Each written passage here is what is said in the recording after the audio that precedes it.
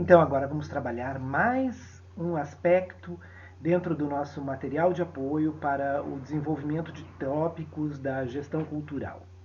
Vamos falar um pouquinho mais sobre a perspectiva, né, que se enuncia no campo dos projetos, da gestão de projetos e o que isso encerra, né, do grande e do vasto campo, né, de trabalho, de investigação e também de produção da gestão em cultura.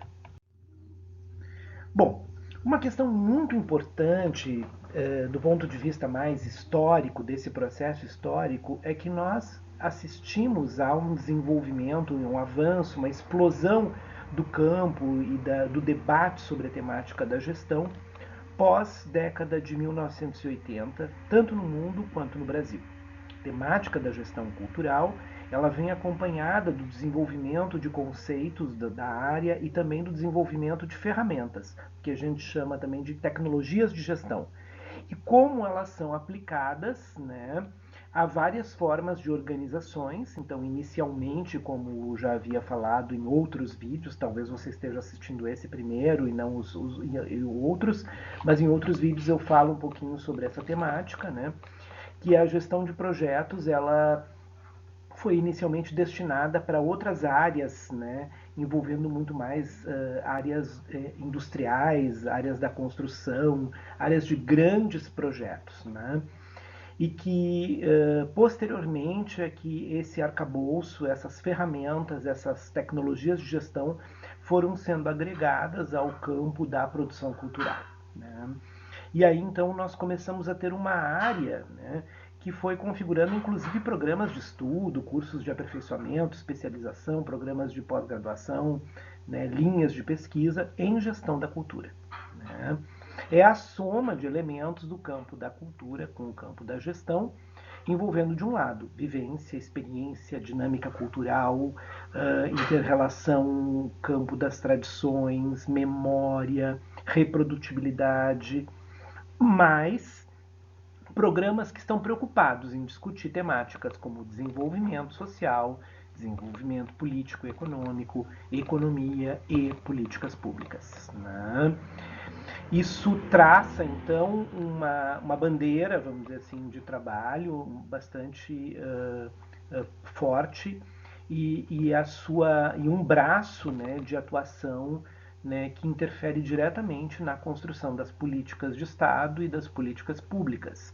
E o entendimento, claro, explícito de que estamos diante de um enfoque, né, que demonstra a importância do investimento na indústria da cultura, né? Então a cultura agora não é vista só como essa esfera, vamos dizer assim, de promoção de uma elitização, mas ela é vista fundamentalmente como, na verdade, um grande setor de produção de bens e serviços, né? E que move uma cadeia produtiva muito extensa e que promove o desenvolvimento econômico de uma sociedade. Então aqui nós falamos de uma ideia da arte que ruma, né, em direção à cultura criativa. Há uma tensão nessa zona de entendimento, né? Há aqueles autores que revelam um mal-estar ou uma crítica a esse conceito, há aqueles que fazem uma adoção desse conceito, há aqueles que compreendem isso como uma ferramenta e outros compreendem isso como uma transformação do próprio modelo de entendimento do que é a cultura e do que é a arte na sociedade contemporânea, né?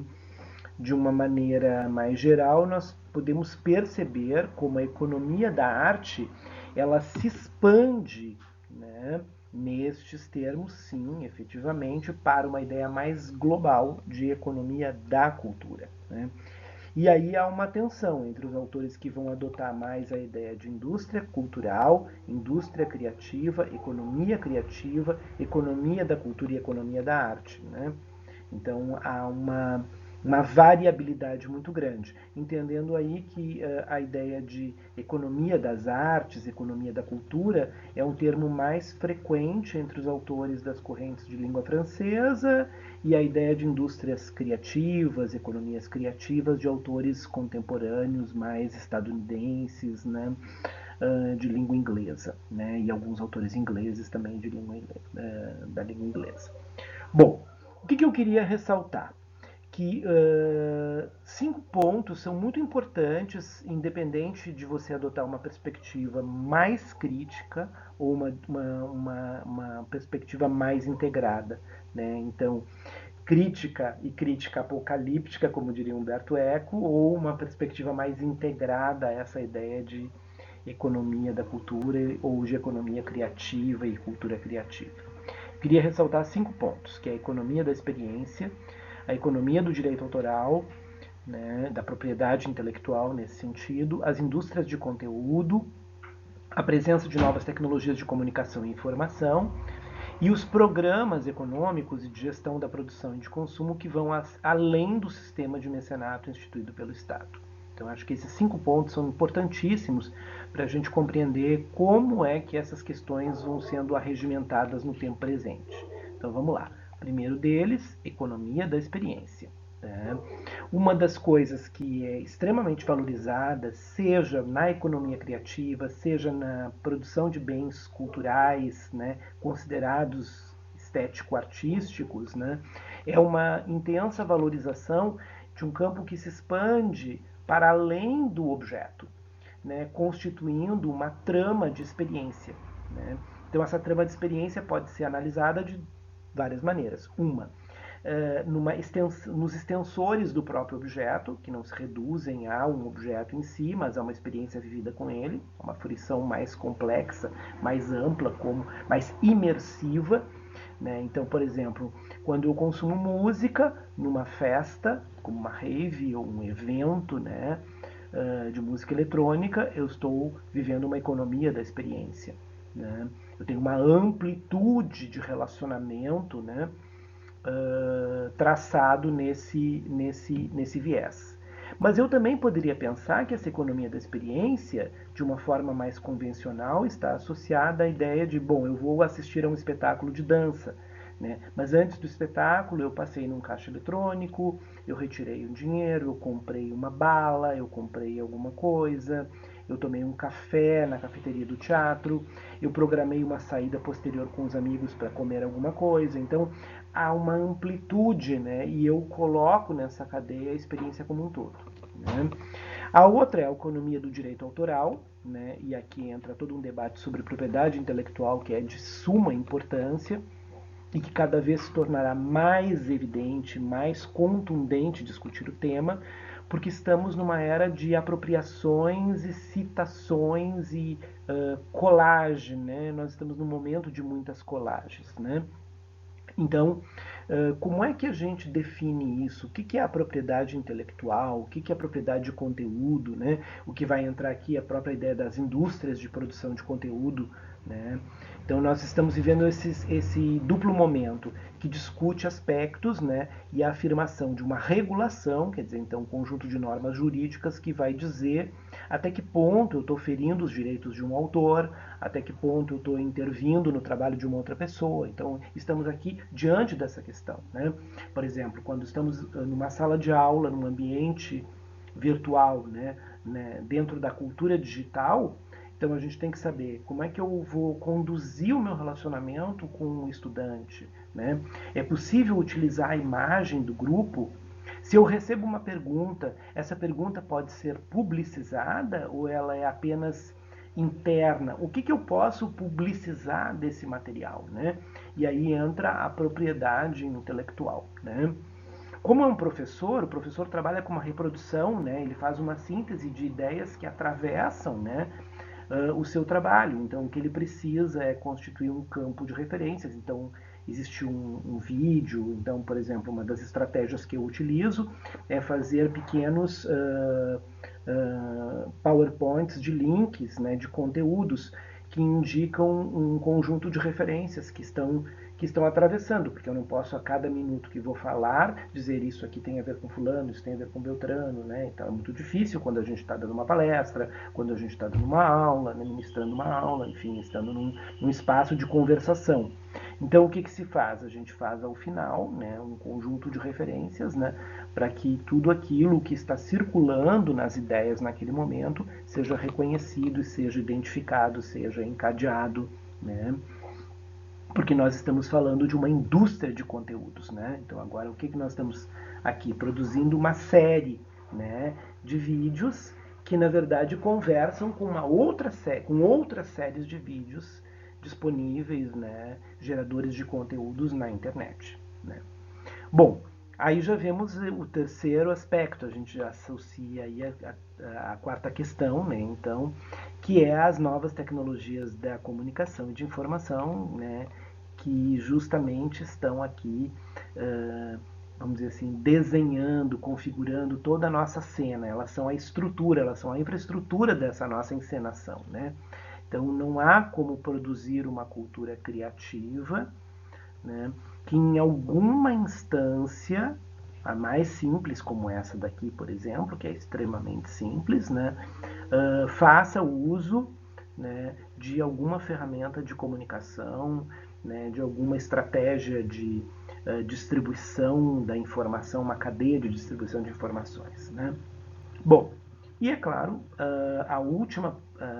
o último aspecto que a gente deve considerar aqui é uma transformação nos programas econômicos estatais, né?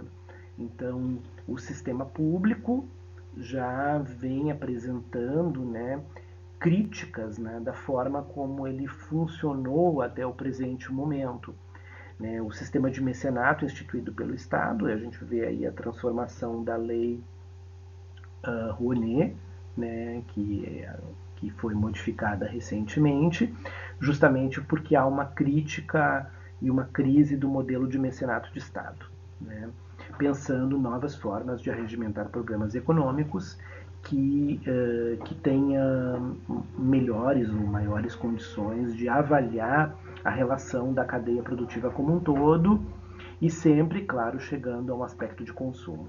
Essa é uma questão bastante complexa e que também vai sofrer muitas críticas, né?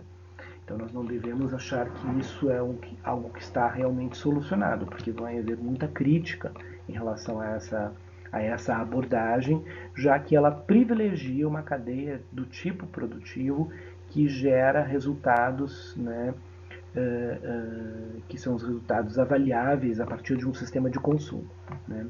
Em outro conjunto de slides, a gente vai observar que eu chamei a atenção da importância, né, quando a gente começa a estudar a gestão de projetos e pensar em projetos culturais, a gente também deve pensar na relação que o artista, que o produtor cultural tem com uma figura que era chamada de público e que passa a ser identificada, reconhecida, taxada, né, de consumidor. Bom, tudo isso nos leva a pensar que estamos diante da produção de mercadorias, né? Então essa ideia dos produtos, dos processos, dos bens, dos serviços vão se desenhando como algum tipo de mercadoria, né? Que são eminentemente estetizadas, mas mais recentemente, por conta do consumo na web, o consumo na internet e essa relação digital nesse ambiente da cultura digital, vai tornando cada vez mais personalizada a relação. Então eu vou criando uma personalização e essa inteligência artificial, né, ela vai permitindo também identificar essa personalidade de consumo deste público receptor consumidor. Isso tudo depende de três aspectos que eu considero fundamentais aqui, que é justamente a forma como é arregimentado e ordenado o investimento mercantil, efetivamente, né, o capital monetário que está sendo aplicado, né, a maneira como a gente vai setorizar o bem, o produto, o serviço, né, então como é que a gente vai construir, desenhar os setores, né, quem se interessa pelo que, né, perfil do público, né, e depois fidelização desse público, que vai se transformando cada vez mais numa economia personalizada de perfil e fidelização, não somente de público receptor, né, mas público consumidor, ou seja, a figura do cliente propriamente dito, né. Bom, e um outro aspecto que a gente deve abordar, que assim, se a partir do que a gente chama o período considerado, né, da pós-industrial, né, do desenvolvimento dos objetos do pós-modernismo, né, entre os anos 70, a década de 80, nós tínhamos ali, né, uma explosão que já vinha pós Segunda Grande Guerra, né, pós década de 50, de estetização das mercadorias, né, é a ascensão da cultura do design, né. Mas, a partir, né, dos anos 90, e especialmente dos anos 2000, então dos últimos 30 anos, a gente observa que a indústria de conteúdo ela vem tratando, né, enfatizando, né, que a mercadoria não é só estetizada, né, ela é o resultado de uma culturalização, né, então há uma culturalização da mercadoria, o que significa identificar traços, né, presentes, né, memórias, enfim, né, uma política identitária do bem do produto, né, que vai estar associado ao próprio processo de setorização e personalização do público, pensado também como cliente. Bom, isso tudo então vem acompanhado, como eu disse para vocês, né, nos slides anteriores, né, da ampla ideia de uma cultura de gestão. Né? São vários momentos e vários modelos, a gente não vai estudar todos, porque o nosso alvo aqui não é um curso de gestão cultural e nem de uma história, né, da disciplina da gestão, mas a gente observa como houveram transformações nos conceitos de planejamento estratégico, dos modelos, né? E as especificidades setoriais, especialmente do setor cultural, foram traçando aí novas formas de lidar com o tema. Então, eu chamaria atenção a alguns aspectos que estão sendo mais ressaltados recentemente. Quando falo recentemente, nos últimos 10 anos. Né?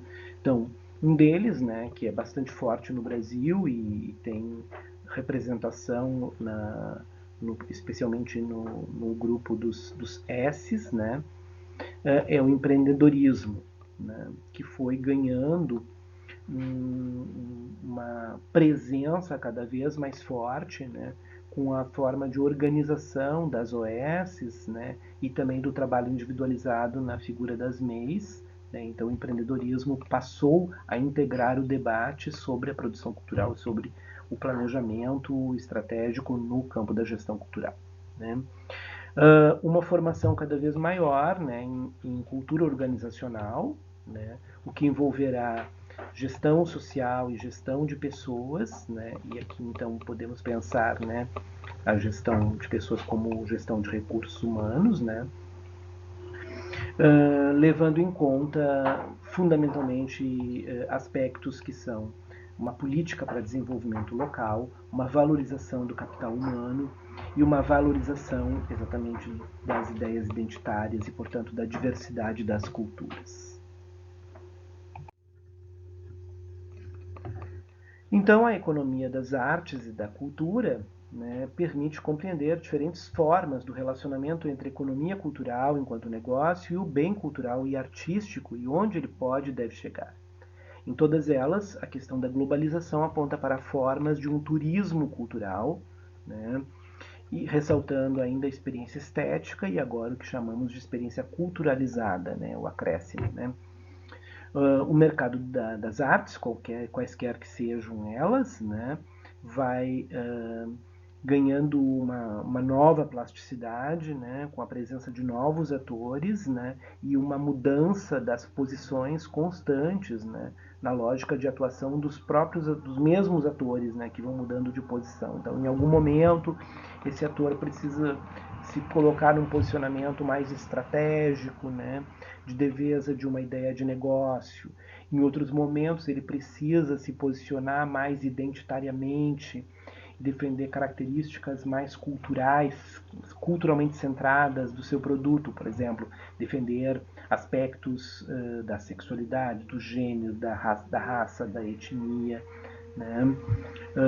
E de um debate, né, que vai fixando cada vez mais e vai detalhando, vai tornando mais minuciosa a compreensão do que está sendo ofertado e quem é que está querendo receber aquilo. Então, essa é o que a gente chamou então de personalização do processo produtivo com uma forte segmentação do mercado consumidor. Né? O patrimônio e a tradição vão formando esse vasto, né, mapa, né, de turismo cultural, né, e a partir disso permite a geração de várias formas agregadoras de valor, né, na própria economia local. Né. É claro que isso implica muito, né, naquilo que eu falei da própria ideia da economia criativa, o empreendedorismo, mas também outras formas, né? Então, formas mais tradicionais, como a do cooperativismo, formas mais contemporâneas e mais dissolutas, né, não tão voltadas ao formato do empreendedor, mas como modelos de autogestão e modelos de colaboracionismo. Né? Em todas elas, de uma maneira ou de outra, há uma posição estratégica ocupada pela dimensão tecnológica. Né? A dimensão tecnológica ela vai estar em qualquer um dos momentos, ou no momento do processo produtivo, ou na definição, na investigação do consumidor, do perfil do público consumidor, ou no momento, né, do desenho das cadeias de distribuição, circulação e consumo, né? Ou no formato como o bem vai ser comercializado. Então, se eu vou fazer uma venda na web, das minhas aulas, das minhas videoaulas, tudo isso vai criando esses aspectos bastante fortalecedores, né, de uma estratégia comercial, mas também de uma estratégia identitária, porque vai reforçando a própria identidade daquele produto, daquele bem.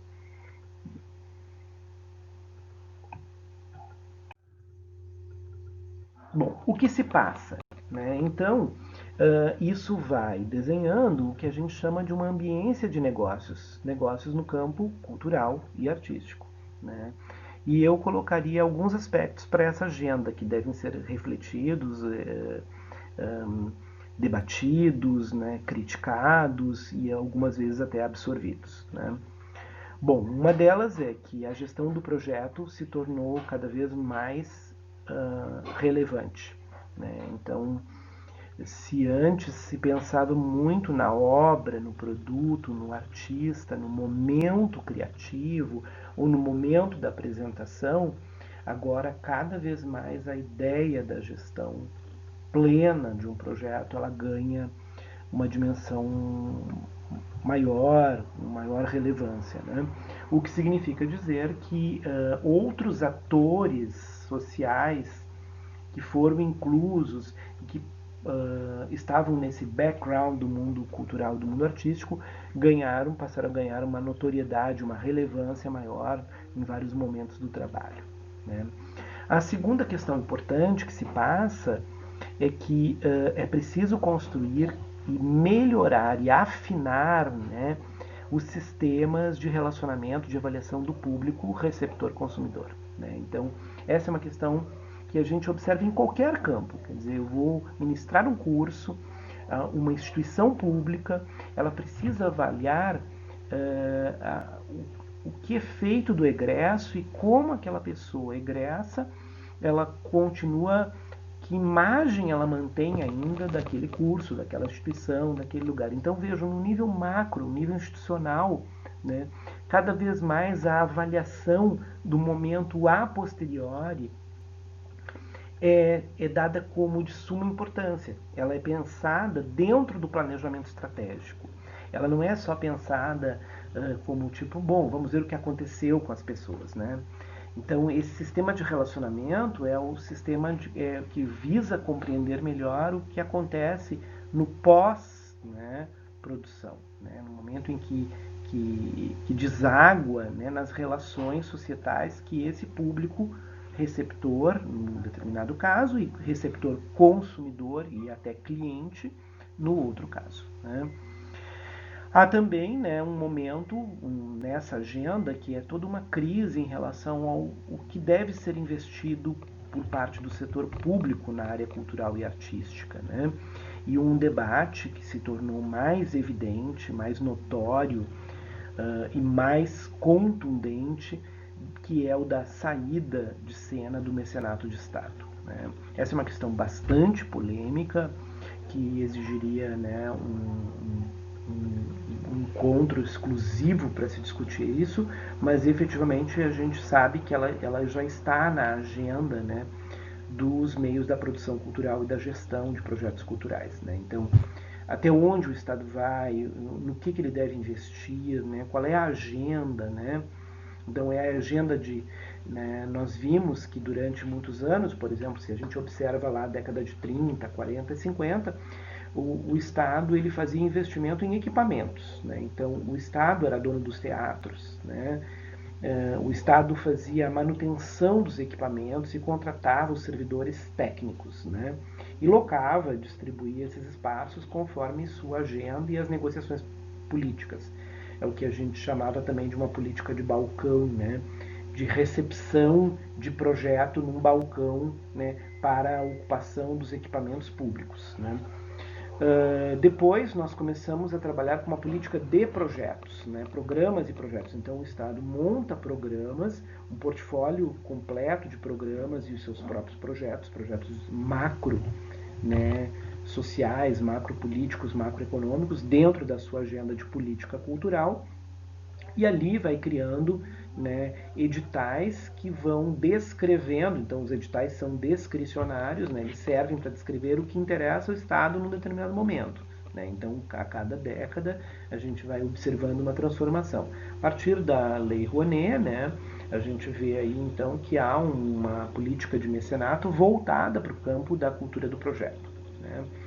E é um projeto que integra e passa a ser, então, o alvo dos fundos culturais, né, da legislação de cultura dos estados, né?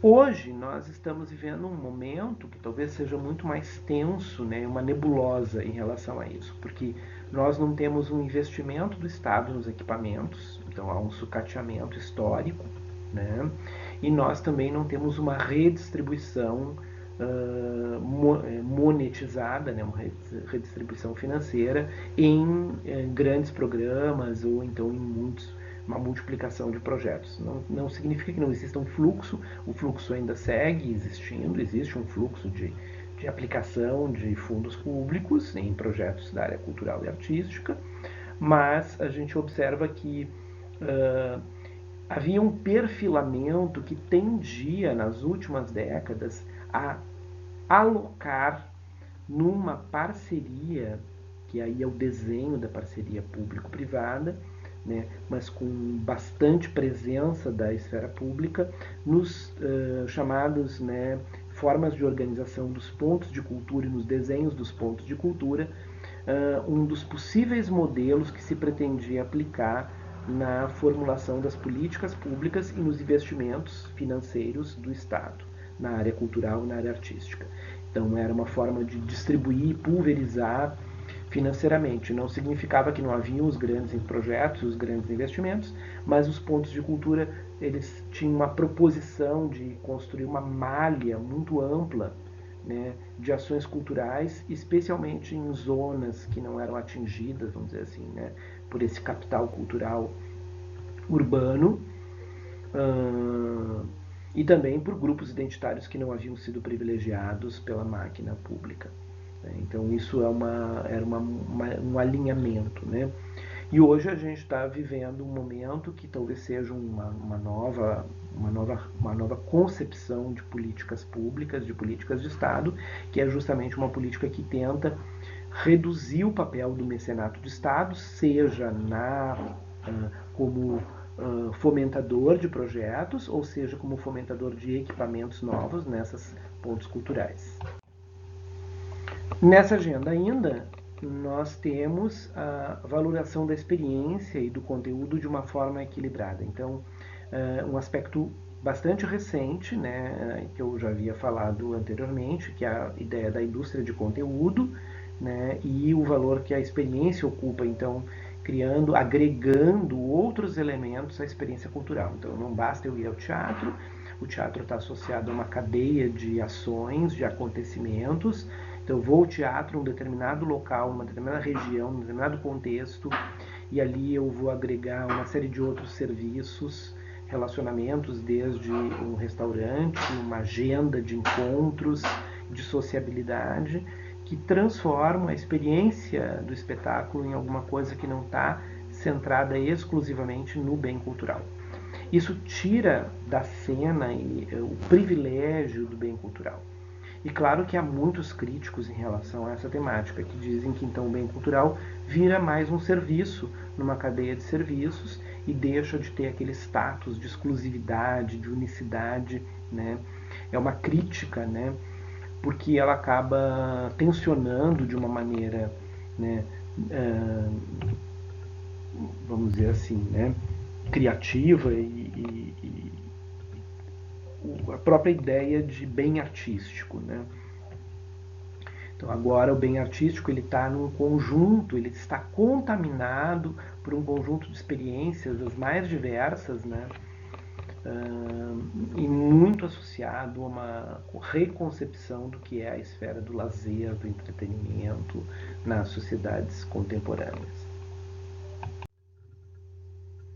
Bom, ainda aí, para a gente finalizar, então, essa agenda, né, como eu havia dito, então a questão da propriedade intelectual passa a ser um aspecto fundamental, e especialmente esse debate tende a se tornar crescente, já que vem surgindo, né, um debate intensivo na personalização de carreiras, né, que discutem direitos autorais nesse campo, nesse vasta zona, nessa nebulosa que é a web.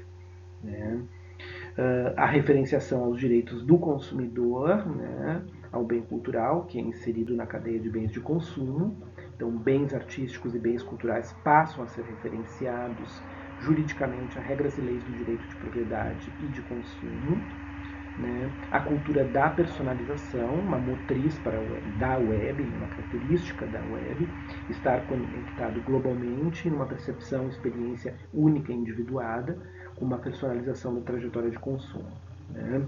Então, e aí, ainda finalizando, se nós tínhamos entre os anos 80 e 90 uma forte estetização dos bens de consumo, a partir dos anos 2000 até a agenda dos dias atuais, então nos últimos 20 anos, a gente observa um processo de culturalização e de promoção da identidade dos bens de consumo. Né? Não são só os discursos culturais, mas todos os bens de consumo, eles vão criando nichos de consumidores muito marcados por traços identitários. Então, a gente observa como então, hoje nós temos lojas, por exemplo, que vendem produtos, né, para a comunidade negra. Nós temos já havia, né, a partir lá dos anos 60, 70, muito fortemente, mas hoje com um circuito mais comercial, né, a comunidade homossexual, a comunidade LGBT né, que agora cada vez vai mais se ampliando e construindo novos nichos, quer dizer, é isso que vai dizendo. Então, se ela era a comunidade homossexual, depois a comunidade homoafetiva, homoerótica, LGBT, LGBTQ, LGBTQ a mais, etc. e tal, quer dizer, isso vai se ampliando, porque isso é um elemento discricionário do bem cultural. Né? Então a gente não sabe onde isso vai terminar, né? Porque essa descrição, esse detalhamento, essa relação microscópica, ela vem se ampliando nos últimos 20 anos. Né? Então há, claro, momentos em que a gente transita, né? Obviamente, por zonas de consumo que são comuns a vários grupos identitários. Mas há momentos em que a gente percebe que aqui eu estou exatamente consumindo algo que é específico do meu grupo étnico, do meu grupo identitário, do meu grupo de sexualidade. Então, esses aspectos são muito relevantes, né? E a indústria de consumo de bens culturais, ela vem se focando fortemente, né, nessa agenda nas duas últimas décadas. Então, chamaria bastante atenção essa questão do papel que a internet ocupa na redefinição do que é a propriedade intelectual, do papel, né, do direito do consumidor dentro do cenário cultural, na personalização dos bens, né, a partir, né, desse consumo que é privatizado, doméstico, na web, no celular, né, essas redes de compras, né, mas não só compras também, de acesso à informação, né, de absorção de informação, de realmente consumo de conteúdo. Né? A estetização, que já é algo mais antigo, vamos chamar assim, né, dos anos 80 e anos 90, e agora uma cadeia de bens de consumo que vem toda ela marcada por uma cultura identitária, por uma culturalização dos bens de consumo.